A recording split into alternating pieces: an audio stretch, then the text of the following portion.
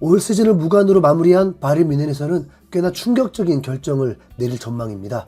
기존의 투엘 감독을 시즌 중도에 예약 해고했다가 계속되는 구인 실패에 다시 유임할 듯 하더니 이번에는 갑자기 방향을 확 틀어서 프리미어리그 팀의 감독을 노린다는 소식인데요. 유럽 최고의 이적 전문가인 로마노 기자가 뮌헨은 뱅상 콤파니를 새로운 감독으로 선임하는 작업을 마무리하는 중이다. 곧 계약이 임박했다. 콤파니 감독은 지난 월요일에 뮌헨의 감독직을 제안하는 첫 번째 전화를 받자마자 감독직을 수락했다. 그는 새로운 챕터를 시작할 준비가 완료됐다. 뮌헨과 번리는 이번 계약을 마무리하고 보상금에 대해 논의하기 위해 계속 접촉 중이다 라면서 번리를 지휘하던 콤파니 감독이 매우 갑작스럽게 뮌헨의 차기 감독으로 부임할 거라고 전한 겁니다. 독일 빌트지의 뮌헨 전문 기자인 폴크 기자도 뮌헨은 콤파니 감독과 구두 계약에 합의했다. 이제 뮌헨은 번리 구단 측과 협상을 해야 한다. 콤파니 감독과의 계약은 2028년까지다.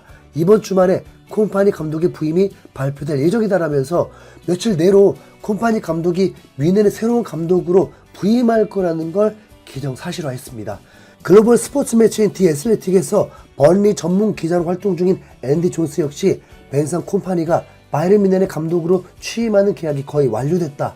양 구단은 보상금에 대한 논의를 진행 중이고 협상은 이제 마무리 단계다. 며칠 내로 계약이 완료될 예정이다. 번리에게 앞으로 다가올 몇 주가 매우 중요하다라면서 번리 입장에서도 콤파니 감독의 뮌헨 부임으로 인해서 미래를 대비해야 하는 상황이라고 밝혔죠. 독일 스카이 스포츠의 플래텐버그 기자까지도 막스 에베렐과 크리스티안 프로인트 단장은 콤파니를 제2의 사비 알론소로 만들고 싶어한다. 리스크는 분명하지만 그들은 콤파니에게 뭔가를 받고 가장 재능 있는 감독 중 한 명이라 판단했다라면서 콤파니 감독의 부임을 더욱 구체화했습니다. 독일과 영국 양쪽에서 이런 얘기가 쏟아지는 걸 보면 차기 감독은 콤파니로 거의 확정되는 분위기인데요. 콤파니 감독이 지휘했던 번리가 이번 시즌에 5승 9무 24패라는 초라한 성적으로 강등된 걸 보면 상당히 의아할 수도 있는 결정입니다. 게다가 41득점에 78실점으로 리그에서 세 번째로 많은 실점을 하는 모습을 보여줬다 보니까 뮌헨 수뇌부들이 장고 끝에 악수를 뒀다고 생각해도 전혀 이상하지 않은 상황이 맞죠. 하지만 철저히 우리 김민재 입장에서 보면 콤파니 감독이 투엘 감독보다 100배 나은 감독입니다. 일단 투엘 감독은 말해 뭐하나요? 전반기 내내 김민재를 혹사에 가깝게 부려먹고는 이후에 마치 모든 문제가 김민재 때문이라는 듯 자신의 책임을 회피하기 위해 마치 희생양처럼 공식 석상에서 여러 차례 김민재를 저격하면서 이해할 수 없는 언행을 반복했습니다. 김민재가 갓 이적했을 때는 꿈꾸던 선수라고 하면서 엄청난 애정을 보여줬던 모습이 기억나는데 설마 했던 무관 시즌이 현실화되자 확 돌변하면서 토트넘에서 쫓겨난 다이어를 더 중용하는 매우 황당한 판단력까지 보여줬고요. 유임 얘기가 나왔던 것도 투엘 감독이 잘해서가 아니라 대체할 감독을 도저히 찾지 못했던 게 더 크다 보니까 사실 능력적으로는 이미 투엘 감독에 대한 신뢰가 상당히 떨어져 있었다고 보는 게 맞습니다. 그렇다면 과연 콤파니 감독은 어떨까요? 여기서 먼저 한 가지 짚고 넘어갈 점이 있다면 콤파니 감독은 현역 때 과르디올라 감독이 오기 전부터 맨시티에서 핵심 수비수로 활약하면서 총 4번이나 리그 우승을 경험한 월클 센터백 출신의 떠오르는 차세대 감독이란 점입니다. 콤파니 감독이 현역 시절이던 11-12 시즌에 프리미어리그 올해의 선수상을 받으면서 맨시티의 리그 우승을 이끌었던 경험이 있고 무려 10년 동안이나 맨시티의 주장직을 맡으면서 구단 차원에서 동상까지 세워준 레전드 선수였죠. 뿐만 아니라 벨기에 국가대표팀에서도 주장을 맡아서 마치 캡틴 손흥민처럼 클럽과 국가대표팀에서 모두 주장직을 소화하는 리더십까지 갖췄습니다. 벨기에 국가대표로서는 황금 세대를 이끄는 핵심으로 2018 러시아 월드컵 4강에서 우승팀인 프랑스를 만나서 아쉽게 탈락하면서 3-4위전으로 떨어졌지만 잉글랜드를 2-0으로 꺾으면서 최종 3위로 벨기에의 월드컵 역대 최고 성적을 거두기도 했고요. 무엇보다도 선수 은퇴 이후에 감독을 하는 선수들 중에 과르디올라 감독의 제자들이 두각을 드러내고 있잖아요. 아스날의 아르테타 감독은 선수 시절은 아니지만 코치 생활을 맨시티에서 하면서 과르디올라에게 배웠고 레버쿠젠의 알론소 감독은 커리어 말년에 과르디올라 감독이 이끌던 뮌헨으로 이적까지 하면서 그의 축구를 배우려고 노력했습니다. 콤파니 감독 역시 맨시티에서 약 3년의 시간 동안 과르디올라 감독과 선수로서 함께하면서 충분히 그 진수를 잘 배웠죠. 덕분에 맨시티를 떠나 벨기에 안더레르트로 갈 때 애초부터 선수 겸 감독으로 계약하면서 곧바로 지도자의 길에 한 발 담그게 되는데요. 맨시티 측에서는 2020년 5월에 콤파니에게 먼저 감독직을 제안했던 것으로 알려졌지만 그때만 해도 선수로 뛰고 싶다는 욕심이 있었기에 선수 겸 감독직을 제안한 친정팀으로 돌아갔던 겁니다. 2020년 8월 현역 은퇴와 동시에 감독직을 맡으면서 안드레르트를 이끌고 연속 리그 3위를 하면서 컨퍼런스 리그 진출권까지 획득했던 콤파니 감독은 2022년 6월에 2부 리그로 강등당한 번리로 부임해서 감독으로서 잉글랜드 무대에 복귀했습니다.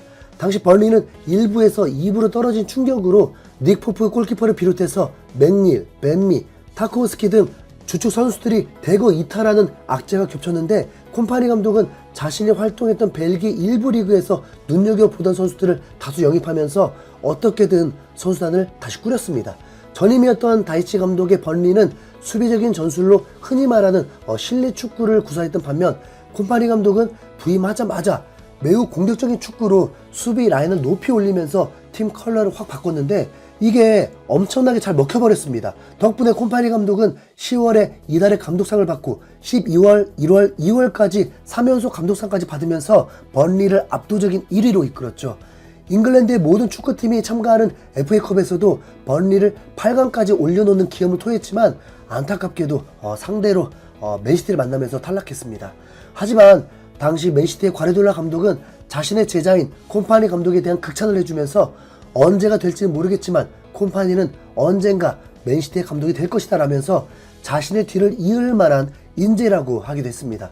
비록 FA컵은 탈락했지만 콤파니 감독의 번리는 시즌 종료를 7경기 남겨두고 조기에 승격을 확정했고 바로 다음 경기에서는 조기 우승까지 확정지었죠. 그야말로 2부 리그를 완전히 지배하는 퍼포먼스였고 챔피언십 올해의 감독상도 당연히 가져갔습니다.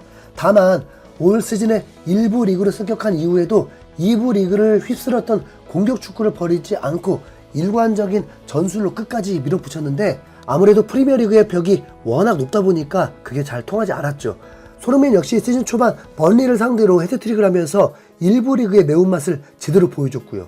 그러나 만약 뮌헨에서 같은 전술을 사용한다면 그 효과는 완전히 달라질 것 같은데요. 말 그대로 독일 최강의 선수단을 가진 뮌헨은 투엘 감독 체제에서는 수비 라인을 올리지 않고 좋게 말하면 안전하고 나쁘게 말하면 답답한 구식 수비 전술을 사용하는 면이 있었는데 이 때문에 애꿎은 김민재가 피해를 보면서 나이어에게 밀렸던 것도 있습니다.